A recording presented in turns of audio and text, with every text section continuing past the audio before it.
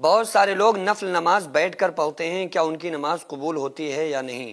اکثر لوگوں کو آپ نے دیکھا ہوگا کہ وہ بیٹھ کر نفل نماز پڑھتے ہیں، اور خصوصی طور پہ مغرب میں کہ انہوں نے 3 رکعت فرض پڑھ لی، اس کے بعد 2 سنت کھڑے ہو کر پڑھے، پھر 2 رکعت جو نفل ہوتے ہیں وہ بیٹھ کر پڑھتے ہیں۔ اور جتنی بھی نمازوں میں نفلی نمازیں ہوتی ہیں، لوگ مرد عورت بیٹھ کر نماز پڑھ رہے ہوتے ہیں۔ تو بیٹھ کر نماز پڑھنا شرعاً جائز ہے یا نہیں، اس کو حدیث سے آپ لوگ اچھی طرح سے سمجھ لیجئے۔ آقا علیہ الصلوۃ والسلام کی ایک حدیث بخاری کے اندر موجود ہے کہ ایک صحابی فرماتے ہیں کہ میں نے رسول اللہ صلی اللہ علیہ وآلہ وسلم کو وفات سے قبل بیٹھ کر نماز پڑھتے ہوئے دیکھا۔ اب بیٹھ کر نماز پڑھنے میں 2 کنڈیشن ہیں۔ دیکھو، کچھ لوگ ایسے ہوتے ہیں جو بیمار ہوتے ہیں، بیماری کی وجہ سے وہ لوگ بیٹھ کر نماز پڑھتے ہیں، لیکن بہت سارے لوگ ایسے ہیں جو تندرست ہوتے ہیں، ٹھیک ہوتے ہیں، صحت مند ہوتے ہیں، پھر بھی وہ بیٹھ کر نفل نماز پڑھتے ہیں۔ تو ان دونوں نمازوں اس میں کیا فرق ہے، اس کو سمجھ لیں۔ جو اگر صحیح ساٹھ بندہ ہے اور وہ کھڑے ہونے پر قدرت رکھتا ہے، اس نے ساری نمازیں تو کھڑے ہو کر پڑھی، نفل نماز بیٹھ کر اس نے پڑھی، تو اس کی نماز تو قبول ہے، لیکن اس کی نماز کا جو ثواب ہے وہ ثواب آدھا رہ جائے گا۔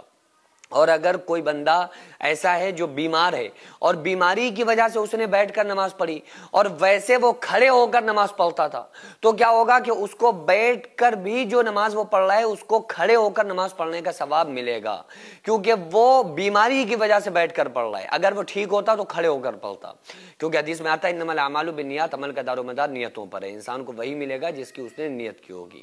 اور اگر کوئی بندہ بیٹھ کر نماز پڑھ رہا ہے اور وہ بیمار نہیں ہے، وہ صحت مند ہے، تو اس کو آدھا ثواب ملے گا کھڑے ہو کر پڑھنے کے مقابل۔